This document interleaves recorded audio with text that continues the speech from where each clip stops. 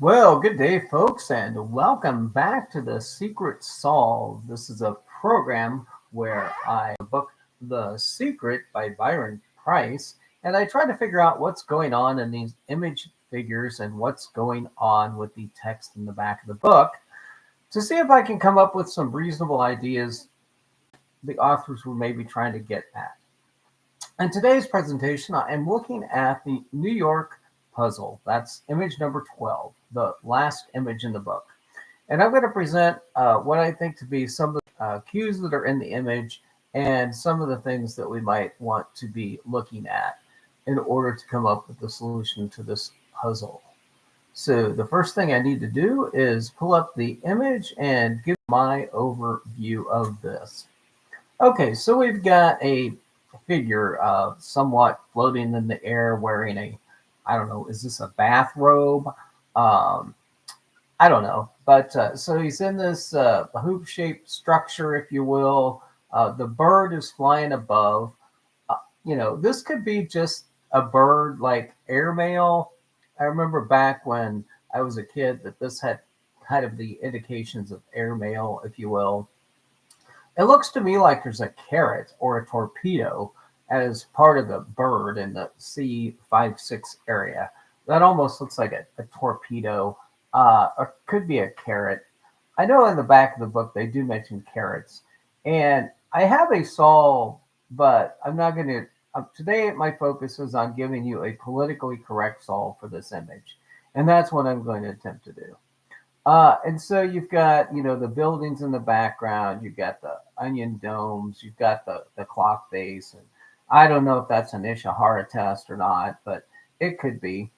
And then you've got what appears to be several buildings or perhaps piers or docks or ships or something out the back of the bird. The bird's got its Y-shaped appearance of its feet, appears to be a conglomeration of maybe several different birds. Some people have linked the front of that bird to a building. So anyway, moving down to the image, you got this kind of unisex figure in a hairstyle that looks somewhat interesting.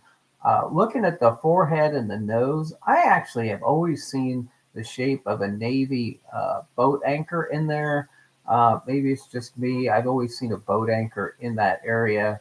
Appears to be a little bit of hair on the chest. The one arm is darker in appearance than the other. And the hand that's holding the flower actually appears to have a metal work type of piece that's used in a suspension bridge. In other words, you would see a number of those coupling type items used in that. Um, the fingers on the other hand, over in the 8 in the G position, uh, I have a feeling that there is something in there, but I haven't been able to identify it.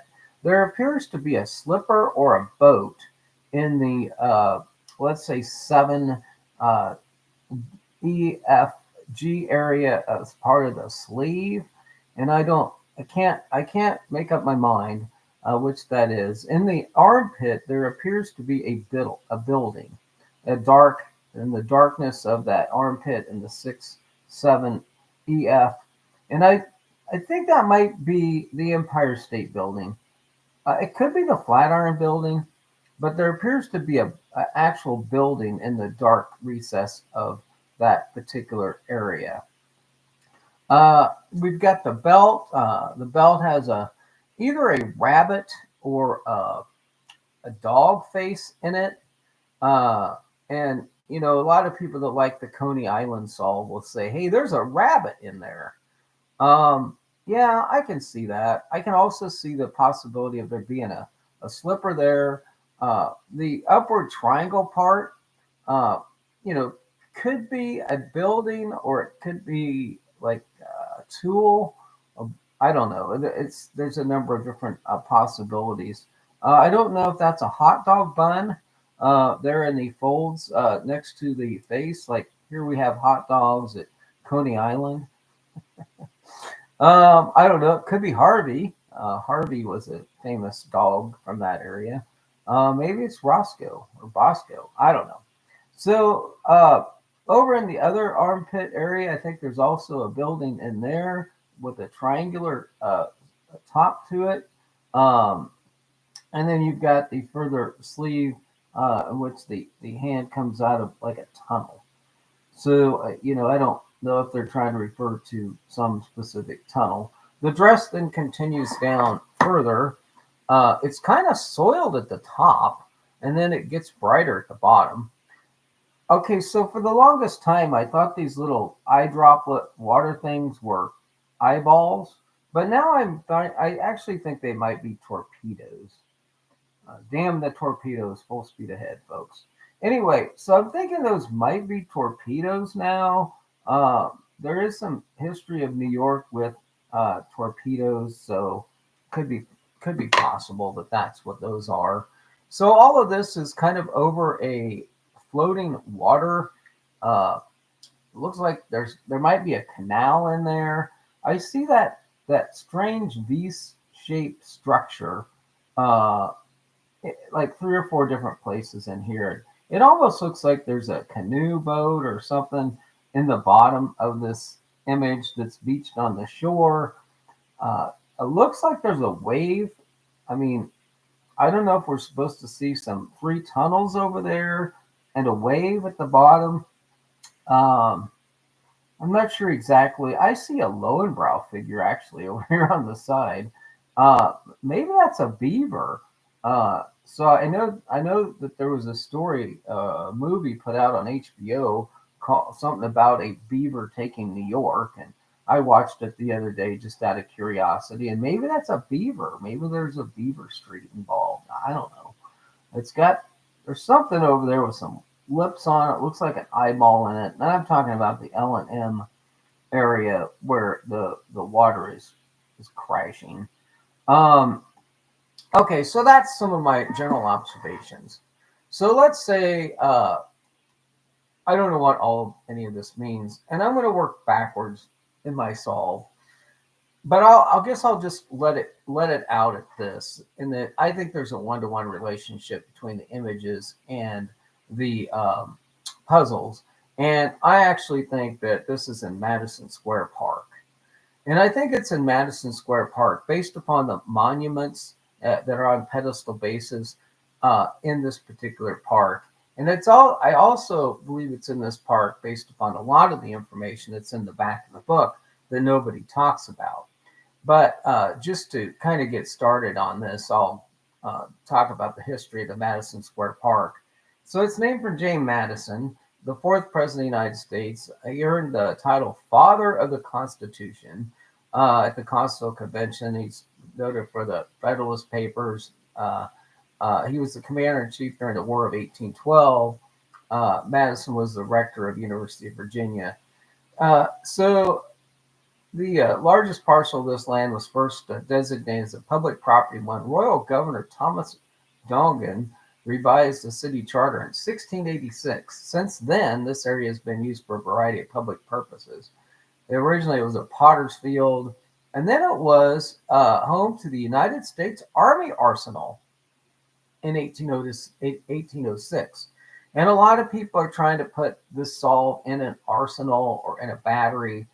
Well, why not consider the first or one of the first United States Army arsenals, the one in 1806? And it was laid out as part of a military parade ground named for Madison. The arsenal fell out of military use and served as a house of refuge for juvenile delinquents from 1825 to 1839. Maybe some of those guys in the back of the book, those teen angels, might have been better served. And it was destroyed by fire. After being leveled, sodded, and closed, the square park opened to the public with some different boundaries. So there was uh, there was plans to erect a Crystal Palace in 1853, but that resulted in its relocation to Bryant Park. Uh, so it's been a place where a lot of people have gotten together. The original Madison Square Garden was located adjacent to the park at Madison Avenue at 26th Street, and it was owned by William Vanderbilt. Okay, I always like it when you find somebody that has that. The building was raised to replace with a Moorish style building designed by Stanford White. And then this building stood for a long time. And then the New York Life Insurance Company uh, ended up uh, moving its headquarters to this location or near this location. Okay, so that's a little bit of history about the park itself. Um, One of the interesting things is that soon after the creation in 1870 of the parks, the square was re-landscaped by Ignaz Pilat, chief landscape architect, and William Grant. Grant. I always like it when you find a Grant in the puzzle. One of the works capturing a politician as the bronze is Randolph Ranger's statue of William H. Seward. Now, there's a number of mentions of Seward in the back of the book. When you're talking about Seward's Folly, which you're talking about the purchase of Alaska, the cold appearance in the image may have something to do with the reference to Alaska. And then there's a monument of Chester Alan Arthur as well, the 21st president, and then James Goodwin Batterson's monument, General Worth, the Mexican War veteran who is buried just west of Madison Square. So, believe it or not, there is a couple of people who are actually buried above ground or nearly above ground in New York. And one, of course, is Grant, right? And the other one, of course, could be Worth. And so the third one is this veteran who is the Admiral Farragut Monument in the Augustus St. Gaudens first work. It was dedicated in 1881. And then there's also the Eternal Light flagpole. So you'll notice at the bottom of this particular article, and I'm at the New York City GovParks.org, NYCGovParks.org website, and I'm going to use this for quite a bit. But just if you look at this Farragut monument, take a look at the face of the image figure and the gown that this image is wearing. And then look at the center section, how if you folded it together, you kind of get an animal face in there. So anyway, I'm going to go through some of the monuments here at Madison Square Park. So let's just start with old Admiral David Glasgow Farragut. Now, I've been in love with a solve over in the Battery because it uses this guy who had a lot to do with ship making, and he's sitting there holding a boat. But let's just look at somebody that might also have something to do with holding a boat, and that's Admiral Farragut. So this monument's at the north end, and it's one of the finest monuments. Admiral David Glasgow Farragut began his military career at age 9. He served as a midshipman on the frigate Essex in the War of 1812. They talk about the War of 1812. They talk about the Mexican-American War. They talk about all of the conflicts. So here's the guy. But the reason I'm bringing him out first is because this guy was, his name won lasting fame by wresting New Orleans from the Confederate control. All right, so people around the secret in the inner circle say, New Orleans. Have you ever looked at New Orleans? Well, if you did look at New Orleans, you'd find out that Admiral David Glasgow Farragut famously spoke, damn the torpedoes, full speed ahead. Okay, so go back to the image figure, and remember I mentioned these torpedoes. Well, what if there is a relationship here between that? Okay, these and other victories earned the rank of admiral, and so he was only one of 7 U.S. naval officers to achieve the distinction of admiral. President Ulysses S. Grant attended his funeral in New York. So he was fairly important. I believe he was also the first admiral of the Navy. So this could explain the Navy anchor in the forehead of this guy. it could explain that. So the actual monument itself is, if I want to enlarge this a little bit. So if you go to the tab that has monument number 466, look at the face of the image figure on the right-hand side of this relief. And especially the shape of the nose and the lips. And I'm wondering if this is the figure in the image that we could match to a marker.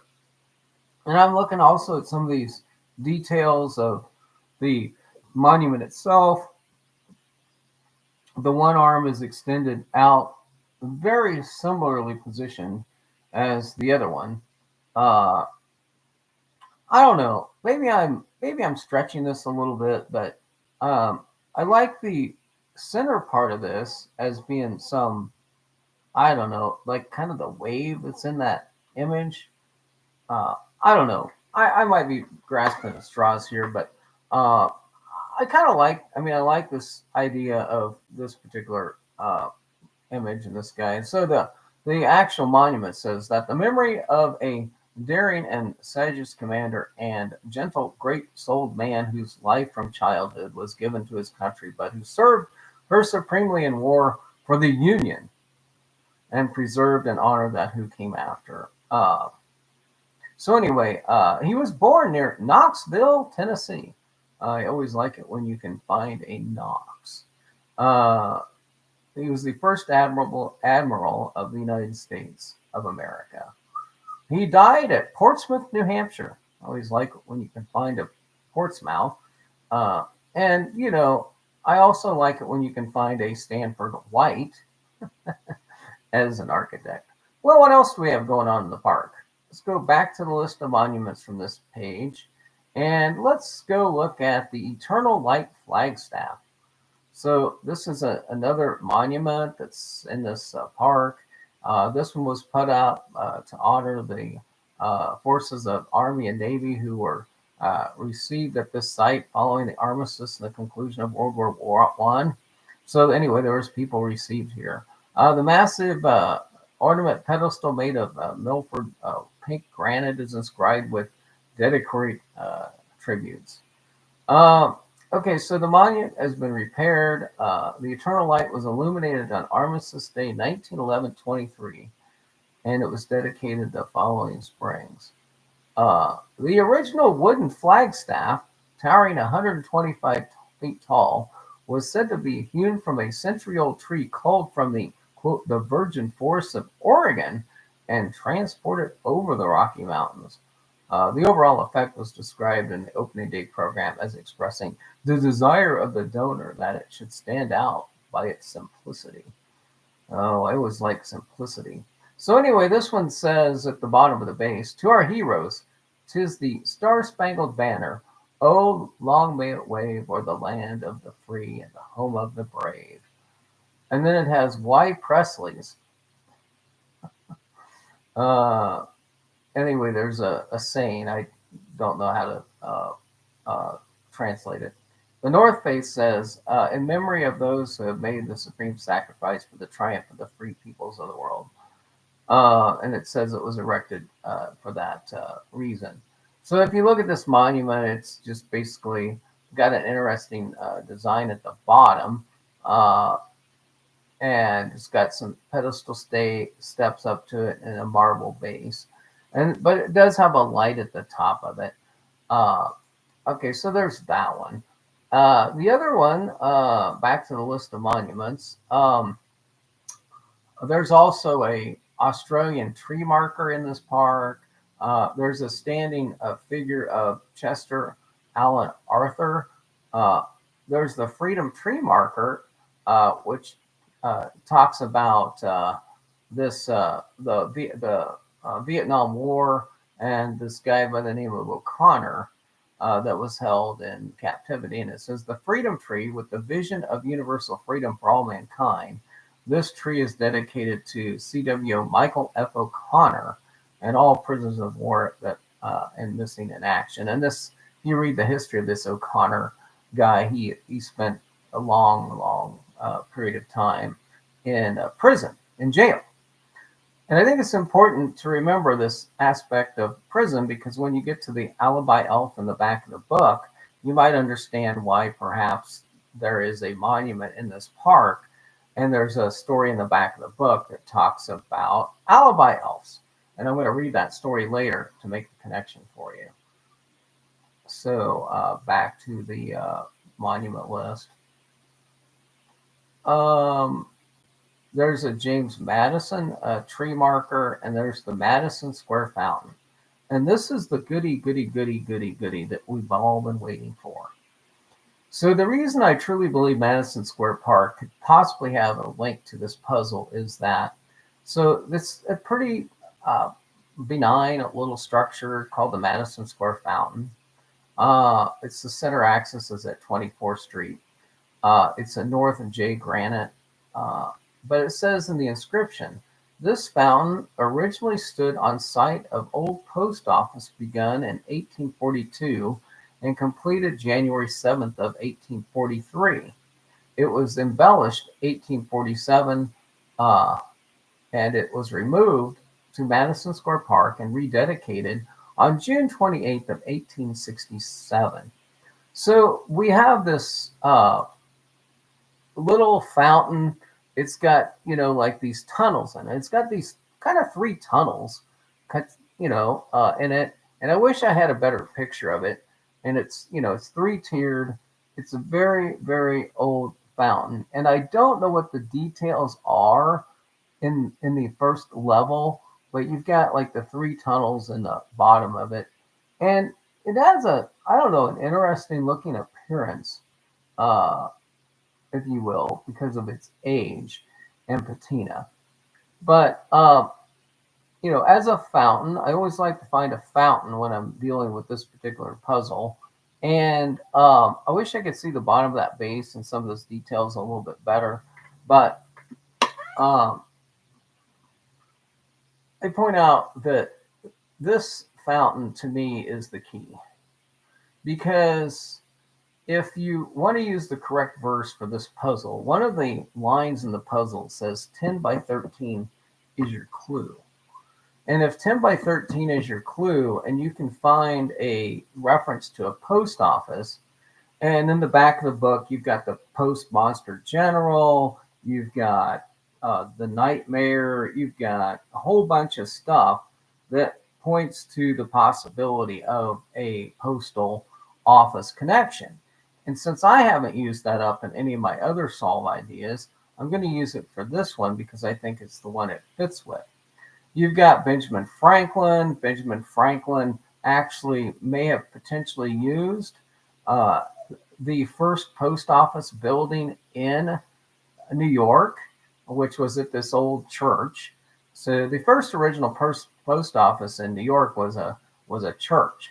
It was at the church was the very first post office was at, I think, not 6th Avenue and 20th, but where was it at?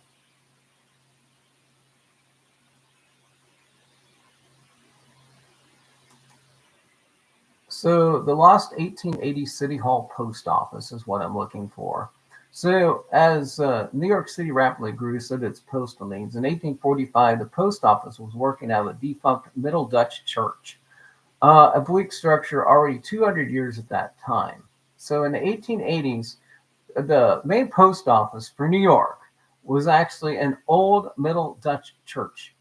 The old church building could no longer handle this. And so if you go look at the article that I put in the links called the Dayton in Manhattan.blogspot.com article that I referenced, you'll see a picture of the Middle Dutch church building on Nassau Street that was the home of the post office in the early 19th century in New York. So the President of the United States authorized Congress to purchase a site for a new post office in New York at a cost not to exceed $500,000. So the wheels of government, blah, blah, blah, turned. But they finally got around to erecting a new one. But in the meantime, when this post office was decommissioned, the Middle Dutch Church building, the Middle Dutch Church building would eventually be a place where potentially Benjamin Franklin tested his theory about electricity. In addition, at one time, this Middle Dutch Church building was turned into a prison camp for United States soldiers that were captured during the Revolutionary War. And so this building has significant history to Franklin, the post office being converted into a prison where United States citizens were kept and held by British troops during the Revolutionary War. But on to the other post office and City Hall building. So the other post office and City Hall building was constructed, and at the time it was this ugly building, this ugly gray building. And architect Alfred B. Bullitt was considered to have created what they call Mullet's Folly. So in 1880, the City Hall and Post Office was completed.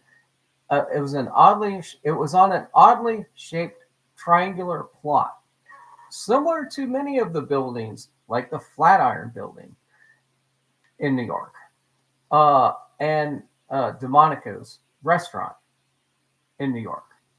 And all of these triangular corner buildings in New York may tell a little bit of the story that I think Byron was searching for. And you can read through the rest of this article and kind of look at what that post office building looked like.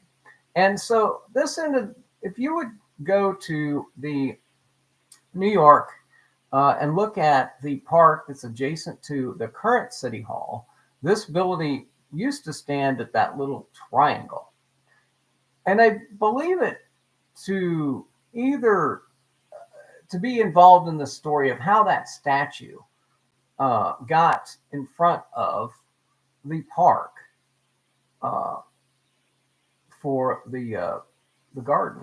And I don't know, but there's an interesting story to this little tiny church, the Middle Dutch Church building, and the history that was involved in that. And if any of the back of the book talks about lightning or any of those type of things, you might have something to go on there. Okay, well, anyway, back to the so we talked about the Madison Square Fountain. There's also a Metropolitan Life Insurance and New York Life Insurance Company War Memorial plaque. And these were put in the park because these two buildings, and if you get towards the back of the book and you start looking at life insurance, the tax burden, the small businessman, and insurance and high interest rates and all those things, they all kind of have to do with this Wall Street, this banking type of deal.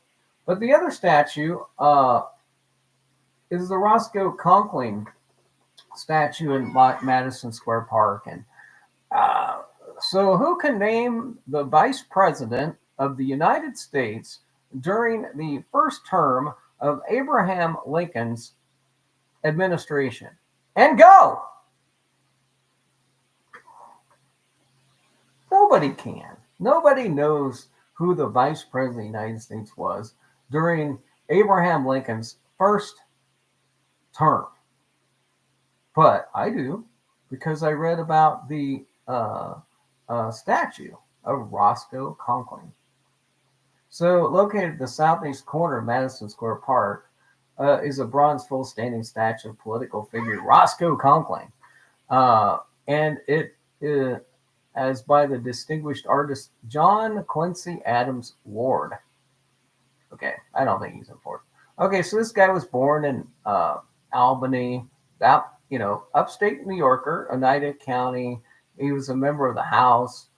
Then in the Senate, Conkling was an ardent supporter of the Grant administration, and he served on the Judiciary Committee, helped support passage of a civil rights bill, and played a prominent role in the framing of the Electoral Commission Bill of 1877. In 1876, Conkling had garnered 93 votes for the Republican nomination for president at the convention in Cincinnati. In Cincinnati, uh, he was the leader of the Republican Party in New York and a power broker. Uh, he was romantically linked to several other women, though he was already married. Wow, there was a lot of that going on in Washington and today as well. So he had a law practice eventually. So on March 12th, 1888, while on his way to the New York Club at 25th Street, and I don't know if this is the Knickerbocker Club or whether it's the Union Club of New York or whether at this time it truly was the New York Club. But again, these high ranking society thing. Conklin suffered a severe exposure in Union Square during the famous blizzard which gripped the city on that day. As a result, his health rapidly declined and he died on April 18th, 1888, just a little more than a month later. 5 years later, friends of the Conklin petitioned the mayor and park board to erect a sculpture of him in Union Square. Park officials believed that Conklin, not of a stature to warrant placement of his work alongside existing sculptures in the park of George Washington, Abe Lincoln, and Lafayette, uh, grant them permission to present location out the work. So the Dean of American Sculptors, Ward, contributed 9 sculptures in the parks of New York. So he also did Horace Greeley, Alexander Hawley. So if you like Alexander Hawley or William Earl Dodge, if you like Grant Park, excuse me, I could make you a good case for Alexander Hawley because it seems like there's some mention of the Hawley carburetor in the back. And if you like the Chrysler references, and I don't know if there is a Chrysler, but anyway. All right, never mind. I do have a possibility that maybe that's what we're looking, but anyway. So you can look at this statue of this guy and where he's located and what he's. But on the pedestal it says Roscoe Conklin, and that's basically about all it says about this guy. So I did want to add and fill in some more details about old Roscoe because it was a little bit more interesting than what I just talked about there. So you got to go look a little bit more at his biographical. So anyway, he moved to Suffolk County. Uh, I know where the Suffolk, uh, basketball or baseball team played. Anyway, let's see what else was there about this guy. He was the mayor of Utica. He was in the House. He was in the Second War. Then he was out of office for a while. He was instrumental in basically the Reconstruction, the Fourth Amendment. He had this thing called the Blaine Fry affair, and it was about corruption. He was a U.S. senator, and then he was involved in trying to impeach Andrew Johnson. And then he actively supported the Grant administration. And he had a famous fight with Reuben Fenton that almost ended up turning into a duel, but people kind of talked him down. Where is that other one?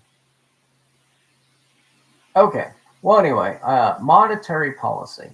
So while in the White House, Conklin noticeably broke with the Republican Party over the passage of the Legal Tender Act, which established Treasury notes as legal currency in order to better fund the war effort.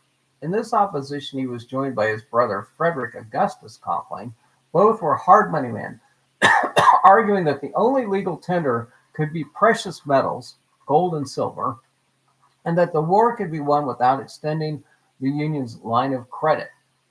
He argued that for reducing the cost of government by cutting salaries and limiting congressional travel expenses. Conklin was vigorously opposed to the so-called inflation bill. Well, I don't know if this guy in the back of the book that's inflating, that money bag and carrying that tax burden. I don't know if that one has to do with this story, but I haven't been able to put the tax burden anywhere else. So I'm going to try to put the tax burden on old Mr. Conklin because uh, so anyway, I don't know if this is the story that explains the tax burden. So also in 1877, Conklin presented a petition on behalf of citizens of New York, mostly women, calling for an amendment granting all women the right to vote. So one of the first right to voters. So he had some. Oh, so personal life. During his first term as a senator, Conklin purchased a mansion in Utica and remained his primary residence. He adorned his walls with photos of Lord Byron. Byron, Preiss, you've now become a lord. Daniel Webster. Oh, is that the guy that has a dictionary? And William Eaton and Santa Anna. So anyway, he was married, but had some affairs. He was an advocate of physical culture. Uh, so he maintained his health with boxing and horseback riding. Uh, he used to take daily walks. So maybe the club that he was a member of was the New York Athletic Club, because it says in his bio here that he was a member of that club. Uh, so he attempted to walk home from his law office and got stuck in a great blizzard. Now, the reason I'm making such a big deal about this blizzard is because Mayor Lindsay had his problems with a blizzard in New York when he was governor.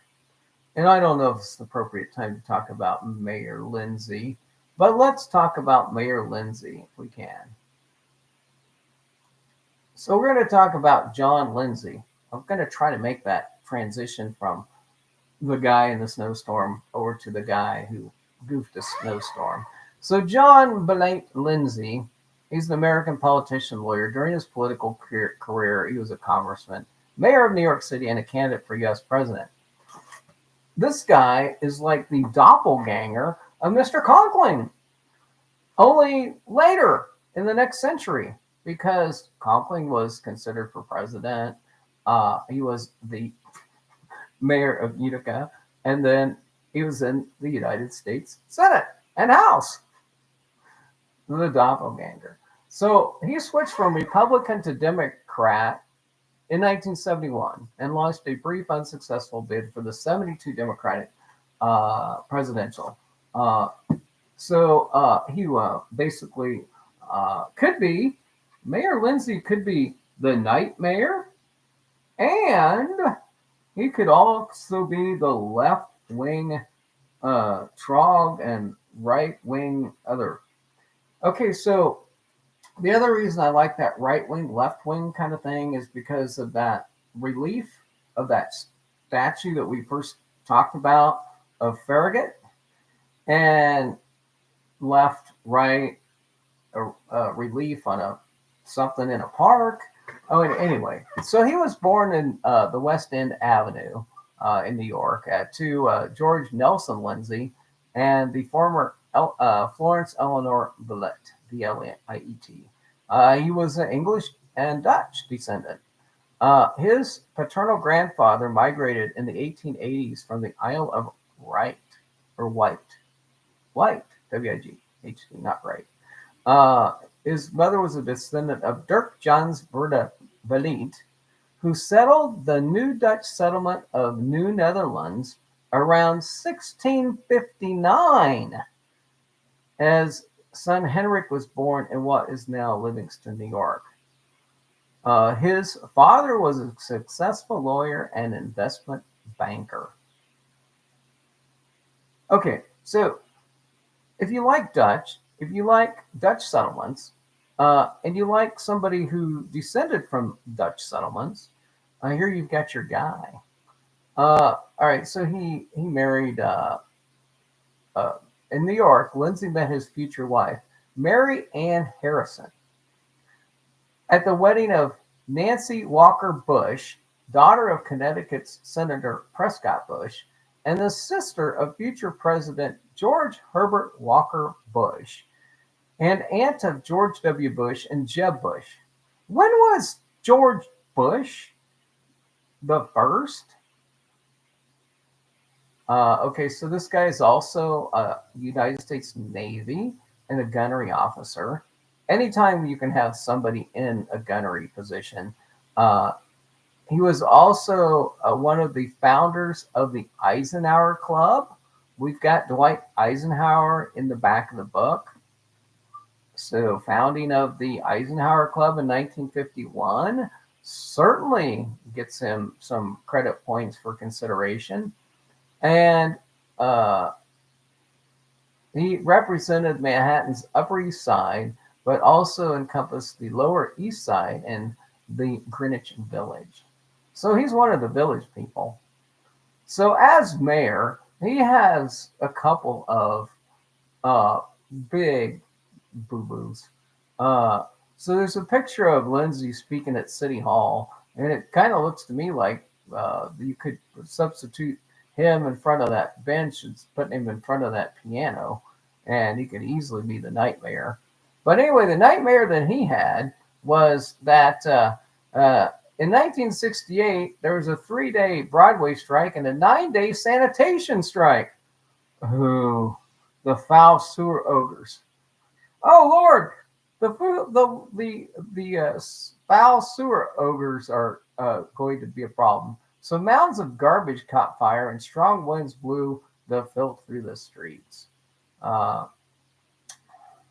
the other thing, he shut down some schools. So there was an AFSMCE walk off, and the strikers included the operators of the city drawbridges.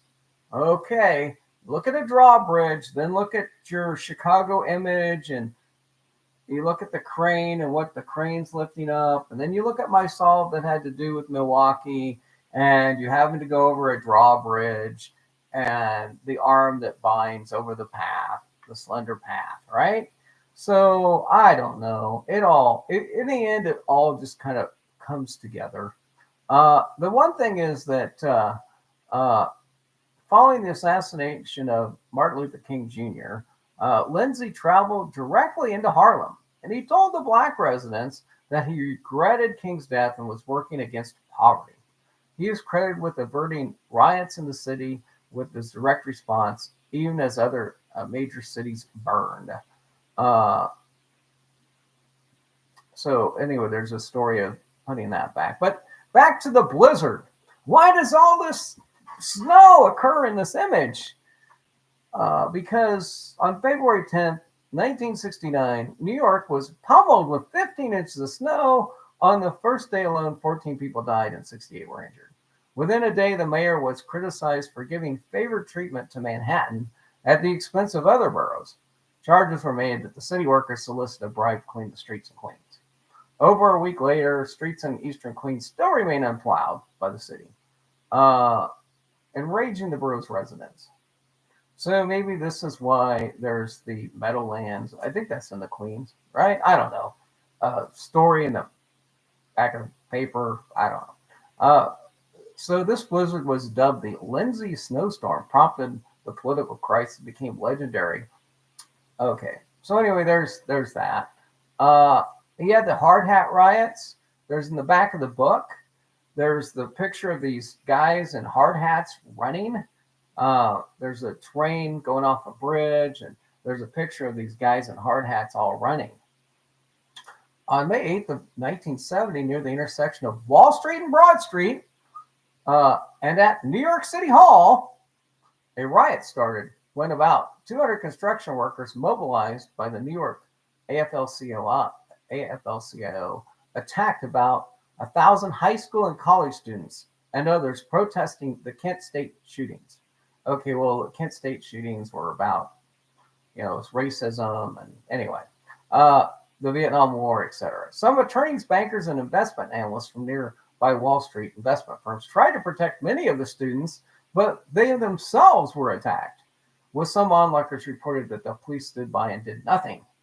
You may remember that Mayor Daley, in response to the same type of situation, said, "We're not here to uh, stop disorder. We're here to preserve disorder," or something like that.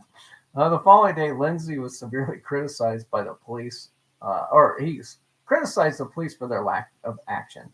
Police department labor leaders later accused Lindsay of undermining the confidence of the public in its police department by his statements and blames the inaction and adequate preparations and inconsistent directives in the past from the mayor's office. Okay, people stormed the White House, and in the aftermath of that, the inaction and inadequate preparations of the White House on the part of Nancy Pelosi led to, oh, never mind. I don't want to rewrite history 50 years later. Anyway, protesters called Lindsay the Red Mayor, traitor, commie rat, and bomb. The mayor described the mood of the city as taut. Okay. He was involved in some police corruption. Then he switched parties. And later he got to be a guest host of ABC's Good Morning America. And so here's a guy that went from politics into television. He sang Mame to Angela Lansbury. He presented the award for Best Director of a play to John Dexter.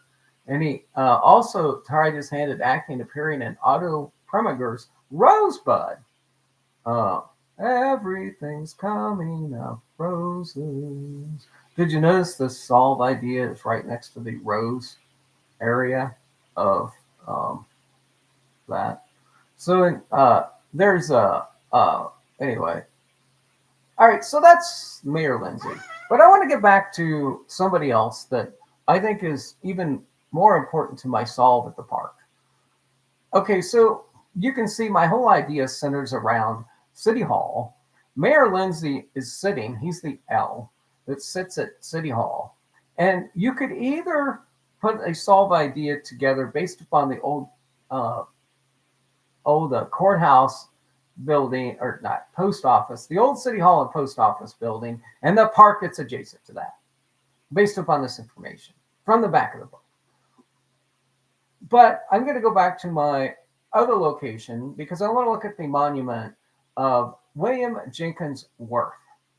So you've got the Madison Square Garden Park, and then you've got this little bubble where William J. Worth is actually entombed. And William Jenkins Worth is an American officer. He's during the War of 1812, the Second Seminole War. Hello, Florida Seminoles, and the Mexican-American War. Worth was commissioned as the first lieutenant in March of 1813, serving as an aide. Oh, maybe this is at the birth of the century guy. Anyway, he was in the battles of Chippewa, Lundy's Lane, and Niagara. So the thing about this guy, though, is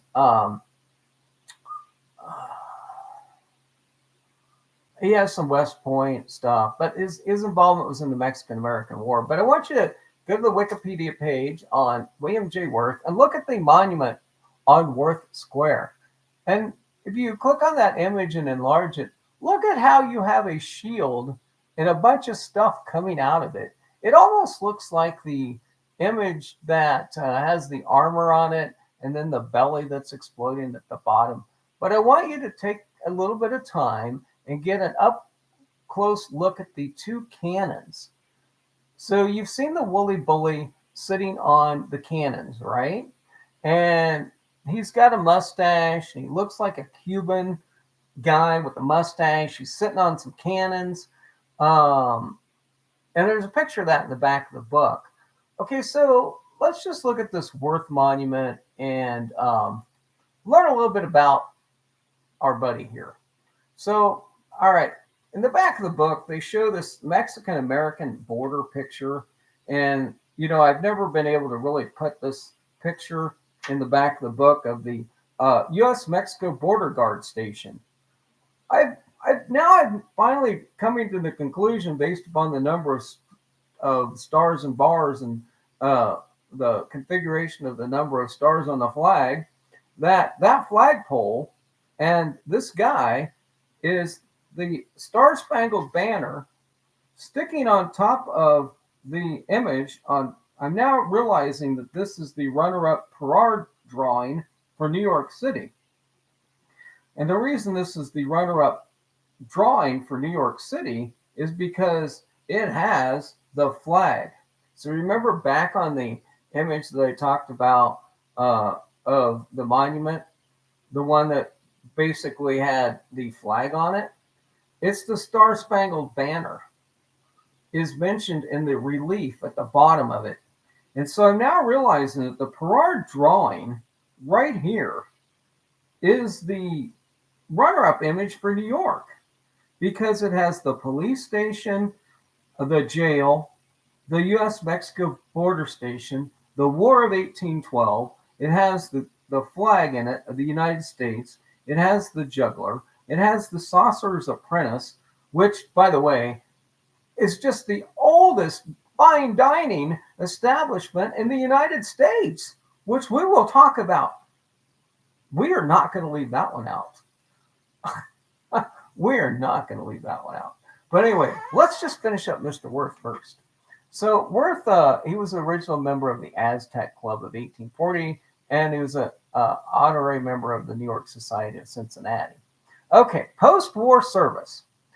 In 1848, Worth was approached by a group of Cuban Freemasons known as the Havana Club, composed of sugar plantation owners and aristocrats who advocated the overthrow of the Spanish colonial government in Cuba. I've always tried to figure out why the Woolly Bully looked like fucking Fidel Castro, and I could never figure it out. But now I figured out why you've got a guy sitting on a freaking cannon, because if you go look at the Worth Square monument, you have a cannon in the bottom of it, and the Woolly Bully is the Woolly Bully is Worth. Okay, so anyway, he was composed of sugar plantations. The Havana Club sent a college professor, Ambrosio Jose Gonzalez, to entreat Worth to lead an invasion of Cuba. Knowing Worth was also a Freemason, Gonzalez greeted the war hero with the Masonic secret handshake. Maybe that is the secret handshake. I don't know.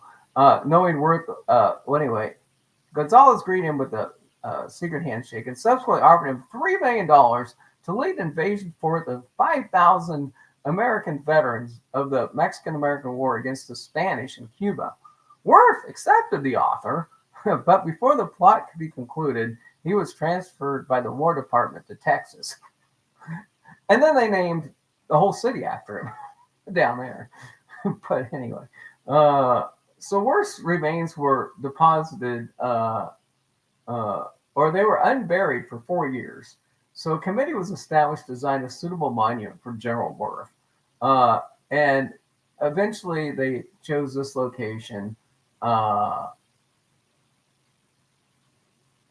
Each spike of the cast iron fence surrounding the memorial is topped with a plumed helmet, reflective of the plumed helmet Worth is shown wearing in the memorial. Oh, okay. All right. So I just wanted to point out that you've got the little Canadian flag on there too. I don't know why that's there. But anyway. All right. So there's Worth. There's the Cuban connection. So if you look at the actual image on page 133 in the back of the book, and the image in the back of the book, the part of the window is actually in a tower. So like you've got the car sitting here, you got the police officer giving a secret sign, if you will, and then as you move up that drawing, you have the U.S. Mexico border guard station with a dead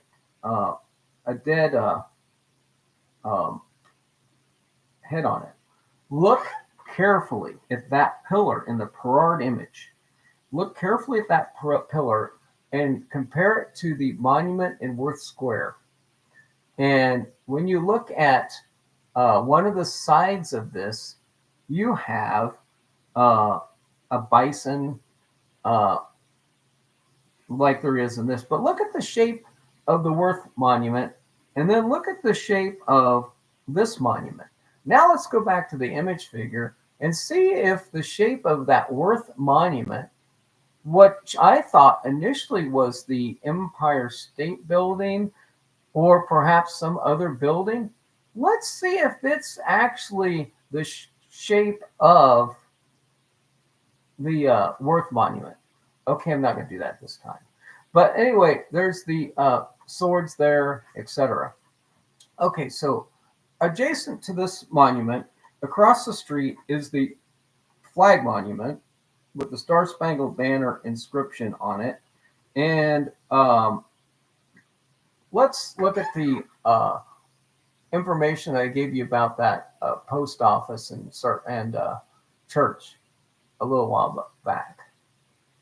Oh, did I talk enough about Seward? No, I didn't. So now we're going to talk about William H. Seward. He also has a monument in the park.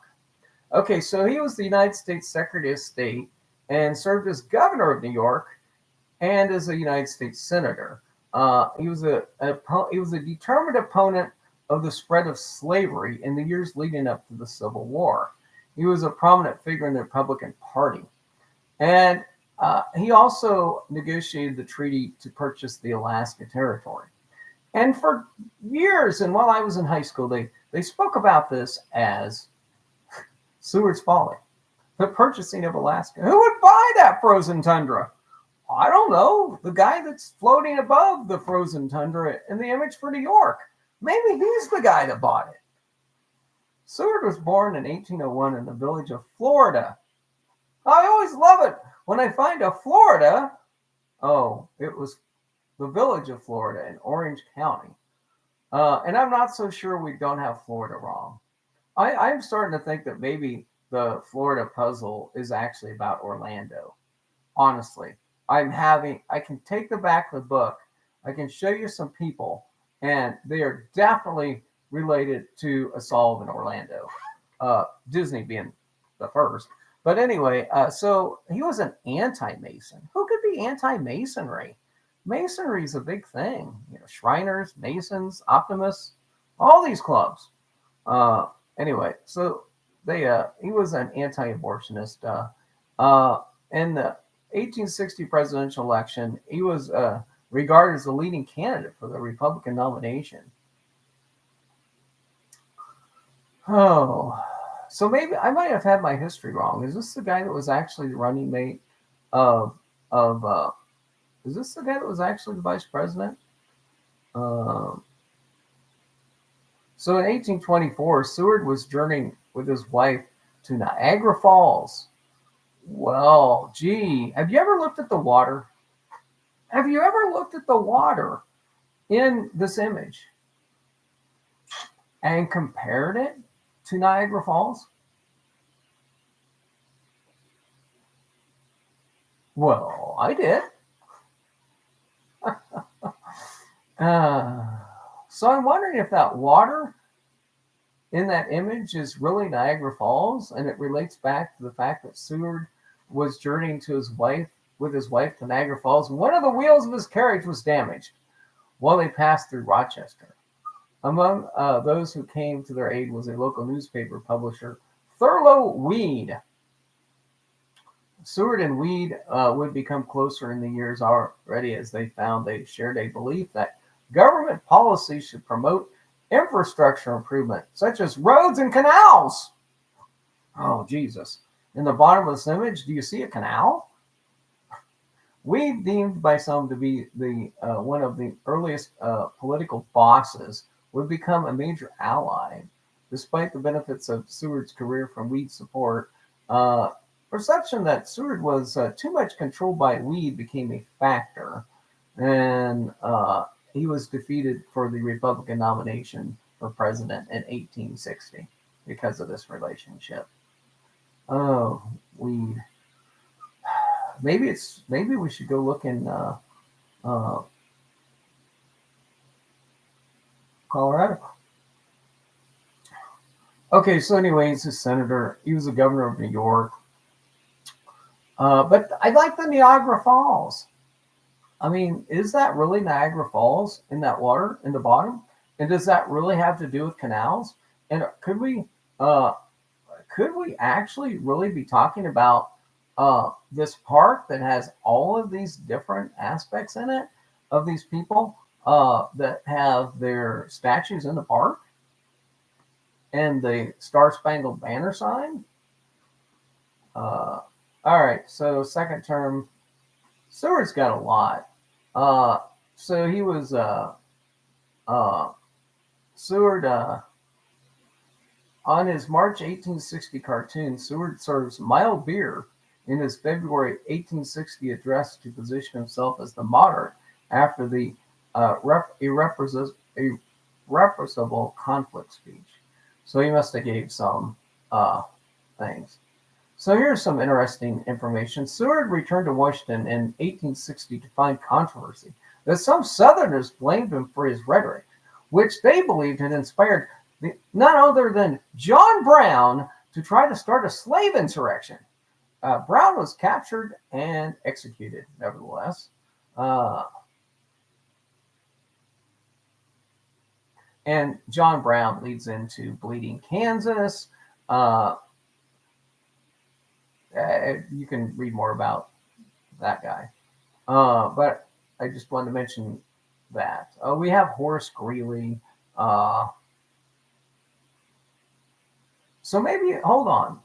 Was Seward the one that was actually the vice president for this? Well, anyway, it was either him or Conklin. I don't know. Can't remember. But anyway, he's involved in this Seward's Folly. So he was also involved in the Gulf of Mexico. He also has this reference to the United States and Mexico, if you will, in his past as well. Um, he was involved in the wartime decisions. There's something about an assassination attempt.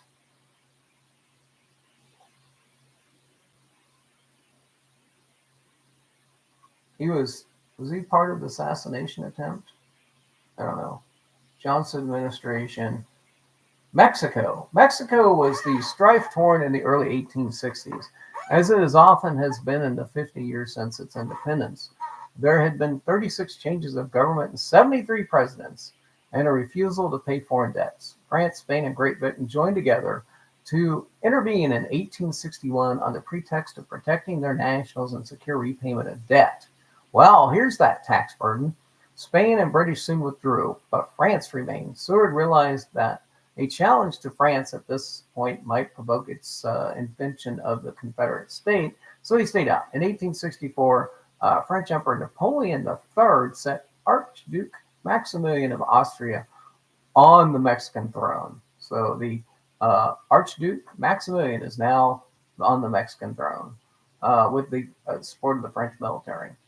So in 65, Seward bluntly told Napoleon that the United States desired friendship, but the policy would be brought into imminent jeopardy unless France would do something. So anyway, Napoleon tried to postpone something. Napoleon suggested a new Mexican government that would include both Maximilian and Juarez. The Americans had recognized Juarez as a legitimate president and were not willing to consider this. In the meantime, Juarez, with the help of the American military aid, was advancing throughout northeast Mexico. The French withdrew in early 1867. Maximilian stayed behind, but was soon captured by Juarez troops. Although both the U.S. and France urged Juarez against it, the deposed emperor was executed by a firing squad on June 19, 1967.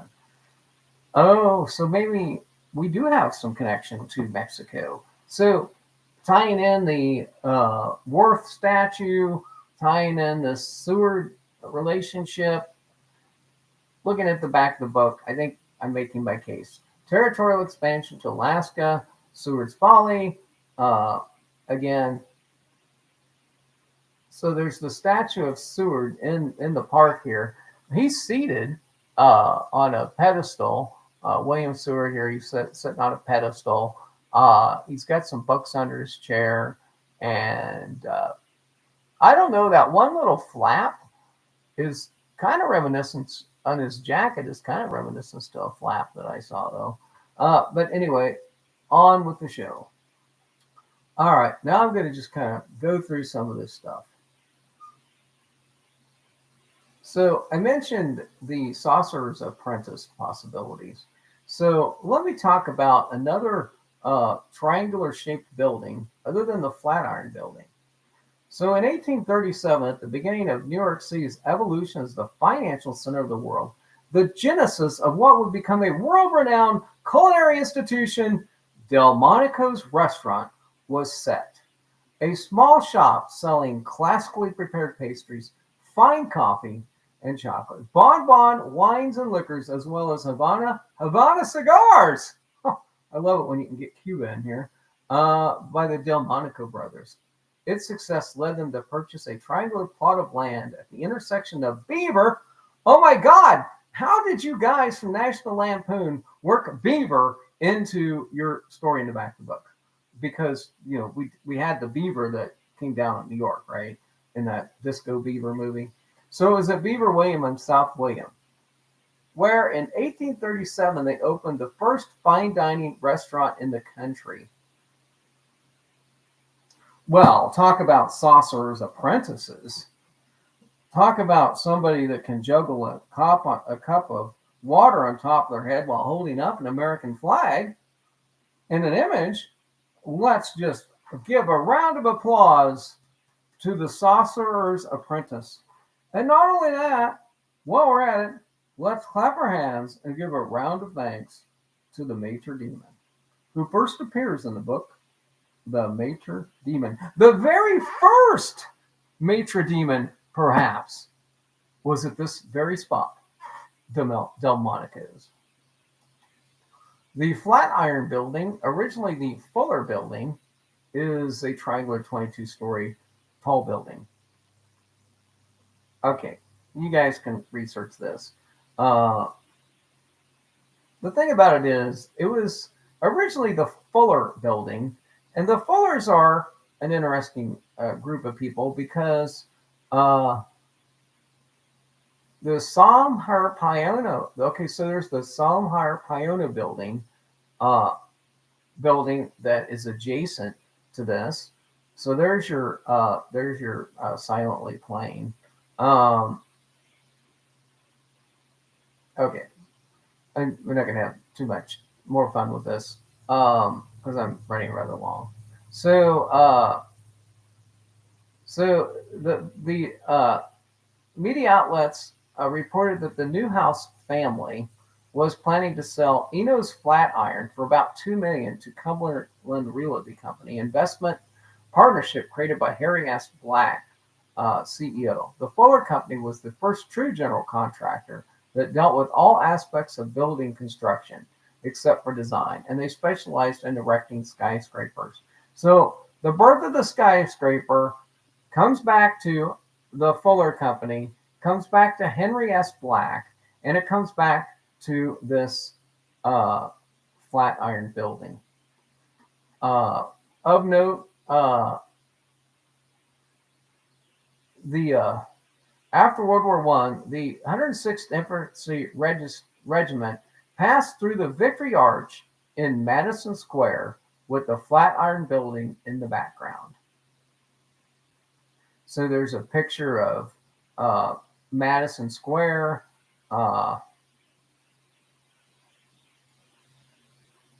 And there's a picture of an arch with the Flatiron building in the background. This is a 1919 photograph. You can see this photograph on the wiki for Flatiron building. George A. Fuller Company made a lot of stuff, including the Lincoln Memorial, the Arlington Memorial Amphitheater, the Tomb of the Unknown Soldier, Penn Station, Macy's Herald Square, the New York Times building, the Plaza Hotel, the Stevens Hotel. Anyway, The interesting thing about the Fuller Company is it was acquired by the Northrop Corporation in 1971. And the Northrop Corporation is basically brought into the back of the book as well. The Union Club of New York City, I don't talk about that. The Sugar House prisons in New York City. Okay, so this whole war effort, and there's several locations that were the Sugar House prisons in New York City, and maybe the Alibi Elf can tell us a little bit more about this. But they were used by prisons by occupying British forces during the American War. There was 2,600 prisoners of war captured during the Battle of Fort Washington alone. 1,900 would die in the following months at makeshift prison camps throughout the city. At least 17,500 are estimated to have perished under substandard conditions of such sugar houses and British prison ships over the course of the war, more than double the number of them killed from battle. So anyway, sugar and molasses imported from Jamaica were stored in warehouses built by merchant families such as the Bayards, Keulers, and Livingstons, the Rhinelanders, and guess who else owned a sugar house? The Roosevelts. 3 of the large structures were known for being used by the British Army. So there's the Livington Sugar House, and then there's the Trinity Church Yard in the northeast corner of the Trinity Churchyard in Lower Manhattan stands the Soldiers Monument with an inscription reading, "At a meeting of citizens held at the City Hall of the City of New York, June 8, 1852. It was resolved that the erection of becoming a monument with appropriate inscription by Trinity Church to memory of those great and good men who died whilst in captivity in the old sugar house and interred in the Trinity Churchyard." So there's another one of these actually down there's another one of these actually down in the Wall Street area, and they've actually preserved the window out of it and put it into a newer building. The sugar house on the corner of Rose, everything's coming up roses, with Rose and Duane Street in Lower Manhattan, was a 5-story brick warehouse built in 1763 by William Rhinelander. Okay, I'm not going to go into all of the different ones, but just remember that the post office, which was the original church, became a sugar house. And that one might have been at like Nassau and Cedar Street, but there's nothing there at Nassau and Cedar Street to commemorate that. We talked about Farragut, talked about Madison Square Park.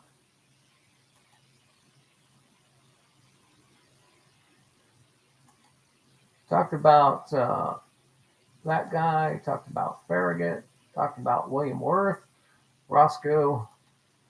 The Knickerbocker Club is always fun to talk about. It's a gentleman club in New York. The term Knickerbocker partly refers to writer Washington Irving's use of the pen name Diedrich Knickerbocker. The reason I'm mentioning this is because the name Irving comes up underneath the black guy that's got the baseball jersey on. So there's that. City Hall and Post Office, I showed you those. I showed you the picture of the Worth Monument and how I believe it to be actually in the second runner-up drawing by Perard. And I showed you the window there because I think the window relates to the sugar houses. And I think that the face of the guy wearing the mop hat, the 2 guys in that, anyway, then you've got the razor wires on the other one. And this is all in the Don Fawn, if you will, area. The William Morris Agency. So William Morris and Hidden History of Show Business. So the back of the book has all of this show business stuff. It mentions Hollywood 1,000 times. And I honestly think that we might be wrong. People might be wrong in putting that puzzle in San Francisco. this could easily, the first puzzle could easily just refer to Hollywood, California, because you got the TV, the guy watching the TV in the back of the book.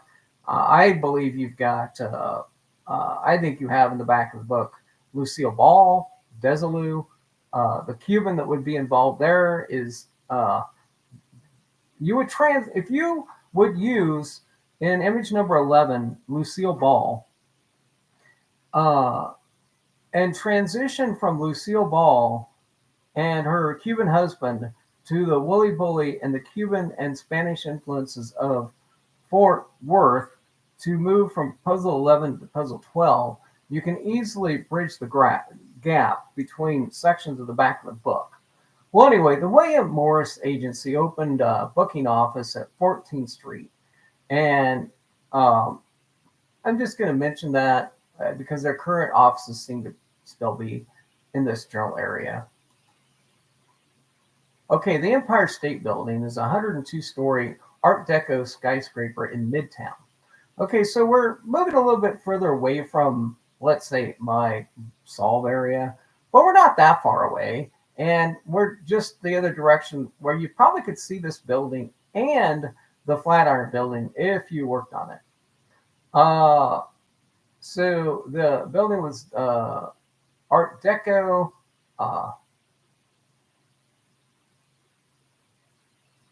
So who used to own the Empire State Building?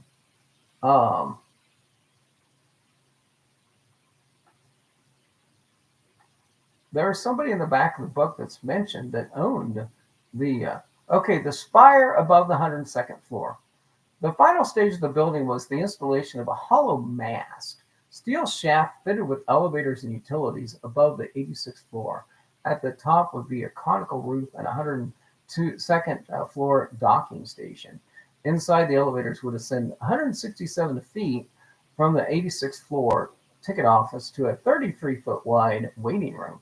From there, stairs would lead to a 102nd floor where passengers would enter the airships. The airships would have been moored to the spire at the equivalent of the building's 106th floor.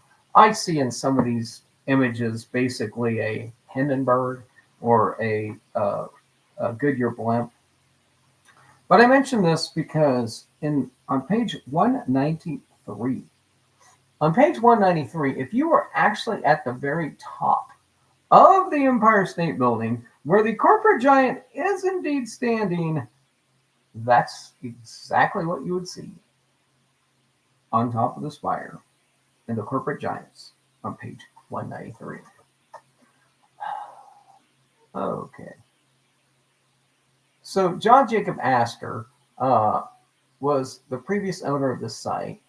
William Waldorf Astor opened the hotel at this.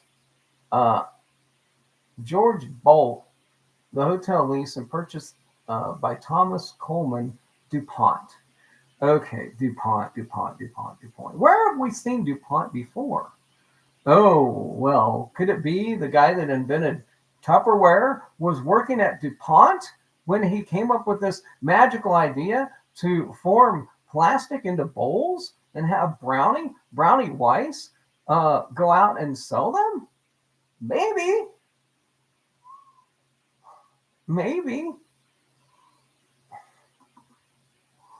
Okay. So the early plans. So we have a Brown involved here.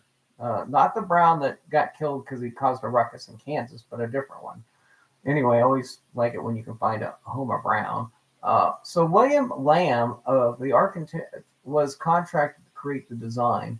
I see lambs in the background of the original image. I hate to tell you this, but go look at a lamb and then start looking at the image figure. The lambs will just jump out at you at that point. The steel structure can be accounted for. Oh, you actually have, during construction in 1930, the USS Los Angeles ZMC-2 and a J-class blimp are hovering over here above the building in one of the pictures. And then you've got a photograph of a cable worker who's working on the building. Many of the workers were Irish and Italian immigrants, with sizable minority of Mohawk iron workers from the Kinawaki Reserve near Montreal. Well, gee, if you want to build a building, you need to go to Canada and get your workers. Louis Hine captured many photographs. So it opened, 350 guests attended the opening ceremony.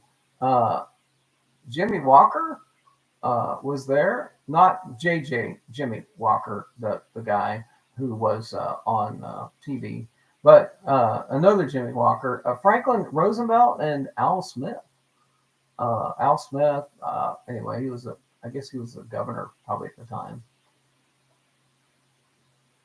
The account from that day stated that the view from the luncheon was obscured by fog, with other landmarks such as the Statue of Liberty being lost in the mist enveloping New York City.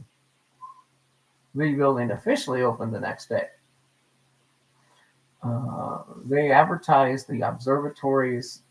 How many of these stories do you think relate to an observatory or a high observation place? Like maybe that's why the one in California might be more related to the Griffith Observatory. I don't know, possibly. What else? Other events. It lost. Okay, so it lost the tallest building title to the World Trade Center.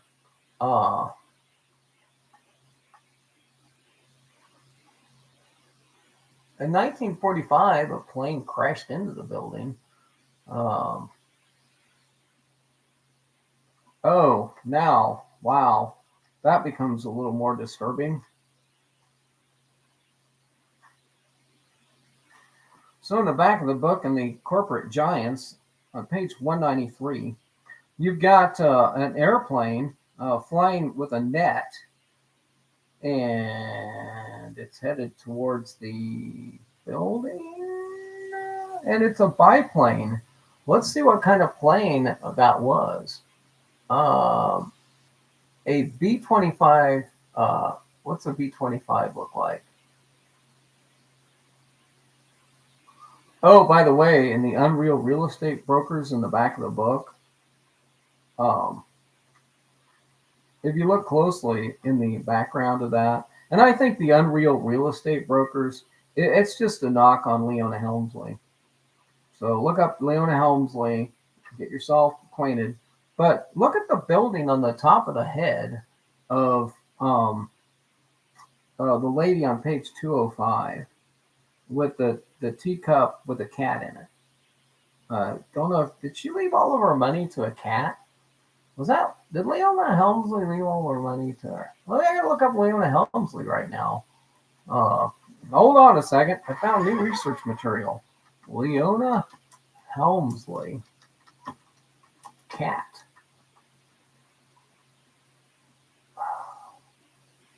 So Leona Helmsley earned the nickname Queen of Mean.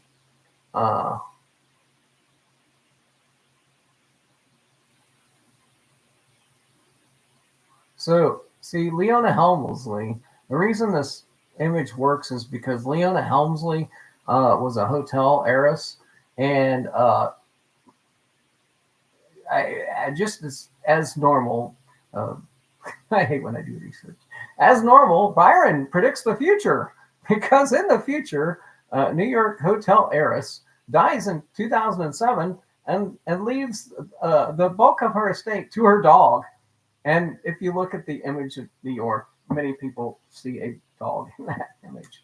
Okay, so that happened afterwards. But anyway, she was the Queen of Mean. When her brother refused to care for a dog after Helmsley's death, the dog, which was named Trouble, by the way, was flown by private jet to Florida. The will stipulated that when the Maltese went to the big kennel in the sky, she would be lie beside her in a 12,000 square foot Helmsley family mausoleum in Sleepy Hollow Cemetery in Westchester County, New York. Oh, how could you not get a reference to the Sleepy Hollow in here? All right, I think I'm about done. I'm going to go through the back of the book right now, and I'm going to point out everything in the back of the book that supports this solve. Get ready. Hold on to your seats. The Mater Demon. The Mater Demon. It's the oldest operating fine dining establishment in the United States. And he's here, and he's standing next to the George Worth column on a fence that represents the Worth Monument on a railing. He's positioned as such. The garden goyle, I think, is also important here because I'm at the Madison Square Park, which is greatly related to the Madison Square Garden in its original form. The Saucer's Apprentice? Yes, the Mater D, he can use your help in the kitchen, Mr. Saucer's Apprentice. And oh, by the way, Julia Child and James Beard, thank you for your assistance today in this all, because that's the two people presented here. But in order for them to become Saucer's Apprentices, there first had to be a restaurant of fine dining in New York. Okay, the handy manty cord. Okay, let's see what else do we have. Let's just keep going through the back of the book. So I mentioned the Giants on page 89, and the San Francisco, the New York Giants. Isn't this where it says, opposite Mr. Irving? Okay, maybe that one was too much. That was too much. Sorry. Too much of a stretch. Too much. Sorry. Going through the back of the book. Okay, so you've got Captain Kangaroo sitting on a cannon. Okay, go look at the cannon again. On the Worth Monument.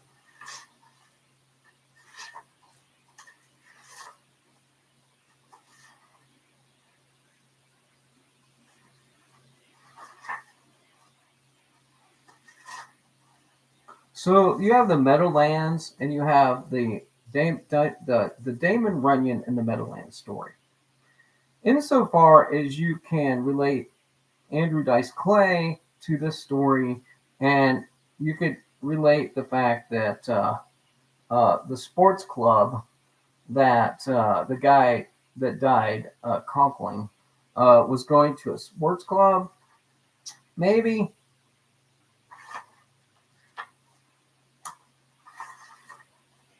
Phantasmaglory. So,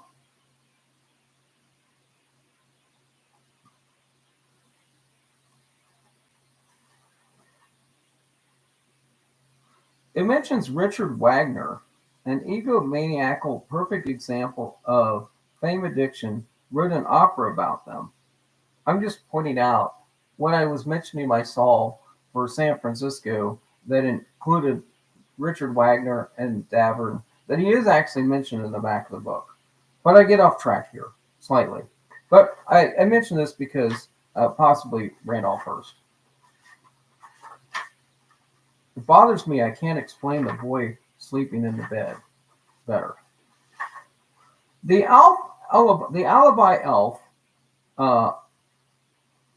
says, when the first British general lost the first conflict in the Revolutionary War, Alibi Elf was there to help him explain to his supervisors that the disaster was the result of faulty intelligence, when the real faulty intelligence then, as now, was that of the officer in command. Over the years, the Alibi Elf has been of great service to military, but oddly, not to cadets, who in most cases are taught to exercise the creature with the simple phrase, "No excuse, sir." All right. I think this maybe has to do with if you look at this jacket that's on the guy on page 127, it's kind of sort of familiar in terms of the time period, and it's also kind of familiar to the jacket that's being worn by the guy sitting in Madison Square Park. The lightning bolt in the leprechaun was never really thought about too much until I found out that Benjamin Franklin may have used that church uh, at one time to experiment with electricity and stayed in that when he was in New York. But the Dawn Fawn, my the Dawn Fawn, my friend, is the backup drawing for the New York puzzle that Perard did. The Dawn Fawn. And as I've explained this before, you have the flag. That's the Star Spangled Banner. It's on a 20-some foot wood pole from Oregon with a certain number of stars on it. If you go to the monument in Madison Square Park, you have a star on top of a pole, and at the bottom of the statue, you have the information about the Star Spangled Banner. You have the secret signal given to the officer. You have the guy sneaking across the border. Go look at the relief on the memorial for the guy with the exploding guts. Fugate, David Fugate, is it? Who is the Navy guy? You've got Fidel Castro wearing glasses in the background. And you've got the tower, the building here that is in the shape of the Worth Monument. And you've got him with a spinning a saucer. He's the saucer's apprentice.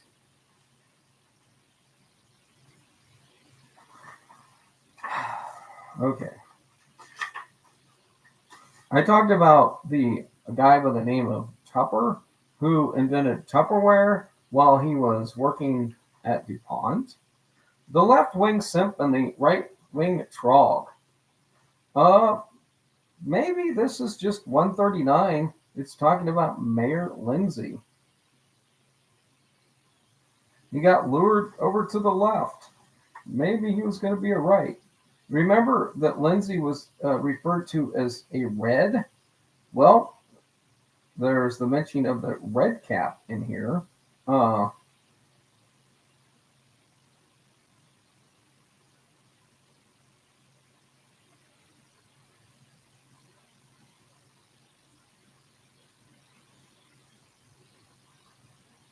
Okay, so there's your party switcher.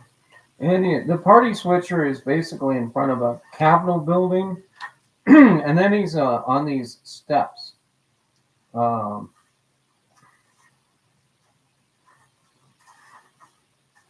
let's get to the Woolly Bully, 144.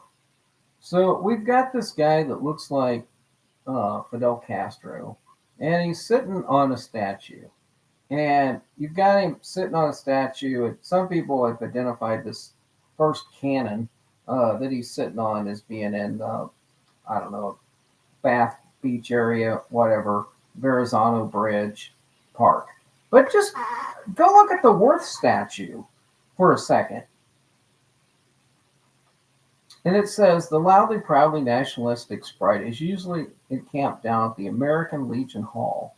Although the times of international crisis, like a war or the Olympics, he's frequently found on the bar stool next to you and or behind the wheel of a taxi. Taxis, the only solved location has to be in a city where you're going to be ubiquitously surrounded by taxis. He's tiny, the Woolly Bully. Okay. So, in Randy Newman's song, Short People is mentioned in the back of the book. And I forgot to bring this up when I was talking about Napoleon. But there's a story in the back of the book They references a book written by an author that's about partially the song Randy Newman and the song Short People. Uh, the Wooly Bully first appeared in the American shortly after the turn of the century, immigrating from Old World in the company of the East European diplomats. He quickly adopted the patriotic fervor. He served as a company mascot for Teddy Roosevelt's Rough Riders. That's why, while cutting a swath through the other people's homelands in the name of national security, Manifest Destiny. Okay, if you like New York, you like Manifest Destiny, and you like Horace Greeley, you need to really look at Horace Greeley, because he's the whole idea that wrote in the papers back in the time about this idea of European dominance over the Western lands. And that his famous or infamous quote was, "Go west, young man. Go west, young man." Where are the idlers and the whatever and the whatever. So I think there's a couple of things in there that you can use in this verse. The mugwumps are next, and here you have a balloon floating over Nixon. Maybe he's moored to the top of the Empire State Building. So the spirit of 76 appears to give you a picture of this guy. And I'm just going to say it. I think it's the son of Sam in a women's dress, sitting on a railing or a post, looking back towards where the Twin Towers are, the battery, if you will. And I think that if you take that idea, that this gives you hey, you need to look at this part, at this angle, and find something in that background that can give you the answer.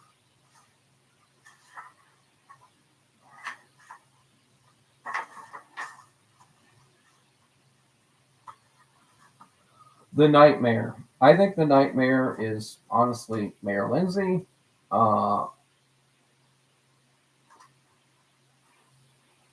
At the turn of the century, William Randolph Citizen Hearst, Cuba, they invented Cuba and the nightmare. So you got Mayor Lindsay, the nightmare, and you got Cuba, the Worth Monument. Now look at this guy, he's got his hands on another item that goes up into the air and starts at the base, and it's got the number 225 on it, I think, or 125 or 25 or something. There's got to be something you can use in this image to connect it to your boots on the ground. Chicago World's Fair, Monbrani. The nomenclature. I use that one in this one because of the location of Edwin Newman and other mavens of pop culture. And Edwin Harold Newman was in the U.S. Navy. His mother's name was Everything's Coming Up Roses.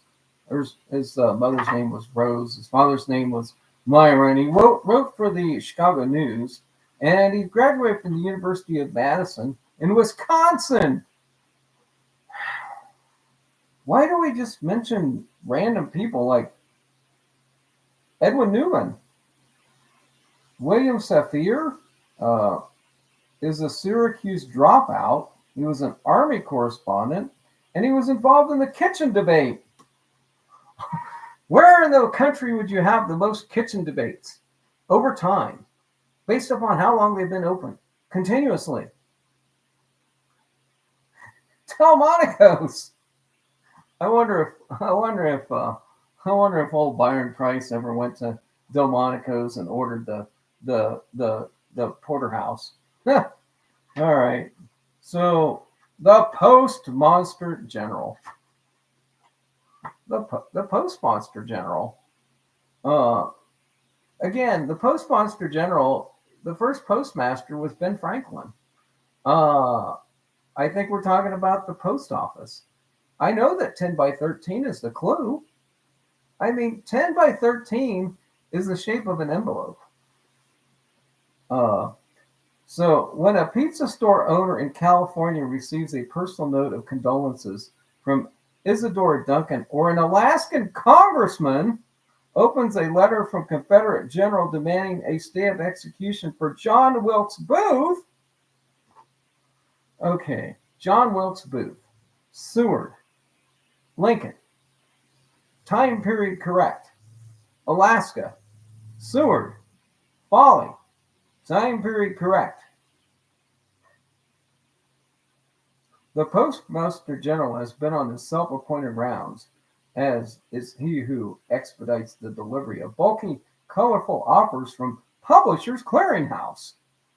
Now, I don't know if I ever looked up Publishers Clearinghouse to see if that one came from this one or not. But Isadora Duncan danced for Louis the Fourth in a Greek, and she opened schools of dance, and she lived on Park Avenue and 23rd Street in New York. And one of her dances was named the Whirlwinds of Danger. So I don't know why you would mention Isadora Duncan, an Alaskan connection, and find out that Isadora Duncan danced in a Greek revival production, and she lived on Park Avenue and 23rd Street in New York City. Where does Madison Square Park start? 23rd Street. It starts at 23rd Street. And you put the Postmaster General in here, and you give me a monument inside the park that tells me that the statue came from a post office, and you write all this in a story about a Postmaster General? Please, tell me how hard it really is to solve these puzzles.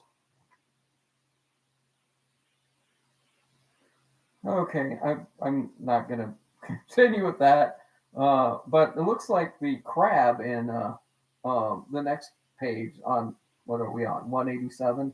It looks like that's a crab leg coming out of the mailbox, and I don't know. I hope that poor guy doesn't go down to Delmonico's anytime soon, because he might end up on the menu. He might end up on the menu. Okay, I think the corporate giants has already been explained. I told you on 193 you have airplanes flying around what actually looks like the very top of the building if you get there. There's also a Hong Kong reference in there. The American Motors Gremlins, I don't know if Morgan Stanley is anywhere downtown in this area. I think there could be something in there. The Unreal Real Estate Broker. I brought this up earlier. This is Leona Helmsley, who decided to move to Florida. On top of her head is the Empire State Building, and there she is. But the thing about the Unreal Real Estate Broker is she sells nice little lots midway between Catalina and Hawaii. Yeah. So George A. Fuller, the Chicago Opera House, Henry S. Black, the Skyscraper Trust, U.S. Steel Company, Vanderbilt, J.P. Morgan. The Flatiron Building was originally the Fuller Building. Okay, how did I get to that in the Unreal Real Estate Broker? Oh, I think Leona Helmsley at one time owned the Empire State Building. Let me look this up. And I'm not even from New York. Leona Helmsley, Empire State Building. In 1961, Helmsley, Harry, her husband, bought the building. Harry Helmsley bought the Empire State Building. He owning the Empire State Building and many of New York's most prestigious hotels. His second marriage to Leona Roberts led to charges of false accounting and tax evasion. The tax burden got him. The tax burden got him. Oh, God. Oh, Leona, the tax burden got him. Oh, in 1954, he bought the Lincoln Building. Oh, Jesus. All right, I've had so much fun doing this solve for you. So now it's time to put it on the ground and get you to the spot. So I got to look at the secret verses now. Secret verses. Let me pull up one of those. All right, which one are we going to use? There's a one-to-one correspondence between them. It says match one verse to one image. It doesn't say pick a verse and then try to match it to one of the images. It doesn't say that in the instructions. So I don't even really give a shit what M and B are set in stone, because it's all set in stone. They're all buildings. And I don't care if your M is the streets that are anywhere. R is probably Rockefeller, Roosevelt, Mrs. Roberts. L sits, and left beyond his shoulder is fair folks' treasure holder. Okay, I'm just going to throw all that away, because the end of 10 by 13 is your clue. Okay, that's the fountain right there. Fence and fixture central 2. Finding jewel cask. Okay, you got the fence, and then you've got the fixture, the star-spangled banner. Star. It's a star at the bottom. You have seek the sounds of rumble, brush, and music. Hush. It works for the park. It works. It works for the park.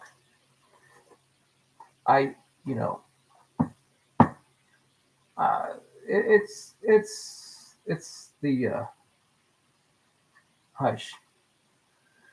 Hush, little baby, don't you cry. Mama's gonna buy you an elephant pie. I don't know what she's gonna buy, but a mockingbird. All right, let's see if there's anything. So 2 people are watching this. Hey, Amy Glenn. It's appreciate you coming over. Happy New Year. Yeah, Happy New Year to you, Husker Du, the brutal treasure seekers. Good to see you. I didn't intend for this to go a whole 2 hours, but I think I've covered a lot of territory in the New York puzzle, and I've covered a lot of territory in the back of the book. And so I just hope that somebody can take this information, apply it to a boots on the ground idea, but specifically look at the Fugate relief, and look at the Madison Square fountain and the information at the bottom of it. Look at the Worth Monument. Look at the information about David Glasgow Farragut. And especially, look at the base of that image. And then look at the image figure on the right-hand side and look at that face. Look at that face. And so you've got that face on that wall of that image, right? And then on the other side of the fence, look at this. This is right up against the fence, is the Star-Spangled Banner. In other words, the other monument with the star on the top. And if you like beehives, I don't know how long the beehive things have been in the park, but that honeycomb appearance, we've all been trying to identify. If those honeycombs have always been in there, then maybe that's what we're missing. to explain those. It could be the Ishihara test. Okay, so in the last 5 minutes of my program, I always give you the alternative solve for New York. The alternative solve is at Bath Beach. And if you want to go look at it, you can go to uh, my secret solve, or the secret solve.wordpress.com, and click on the tag that talks about Bath Beach. I've also done one of these for Asher Levy. So all the information presented on that site was done before I did a deep dive into the back of the book. And so it was just based upon looking at the image and what I was seeing. This presentation has been based upon a really deep dive into the back of the book and trying to identify who these people are. And since I've got a few minutes before I will completely have taken up the full 2 hours, I just want to go to Delmonico's because it's coming up on almost 2 o'clock and I skipped lunch. And I want to look at Delmonico's in New York's menu. And I'm going to see how much it will cost me to have lunch. So my favorite. So I'm going to. I don't think I can afford the caviar service, raw and cold, at $200. Perhaps all the seafood and shellfish and the king crab at $59 a person for weekend brunch. Oh, we're on weekend brunch. Damn it! I wanted the regular menu. Crap. So since we're on weekend, I would like to start with the Oscar's wedge salad, please, Mr. Maitre Demon. I will then have the Eye of Delmonico as my entree. I would like to have some sauteed wild mushrooms in olive oil to go with that. And I would also like some black garlic butter for that as well. Where is my dessert? And for dessert, I want to have Delmonico's original baked Alaska.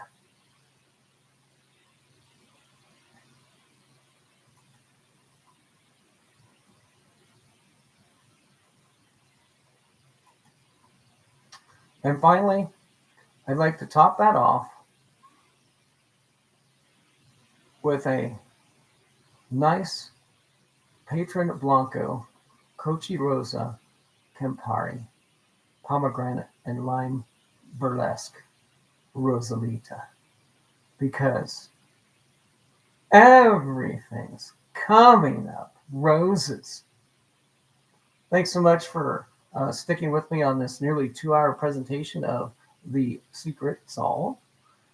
I hope you have stayed through until the entire end of the show, and I wish you peace, merry, and quite contrary. How does your garden grow? It grows with carrots in Bath Beach,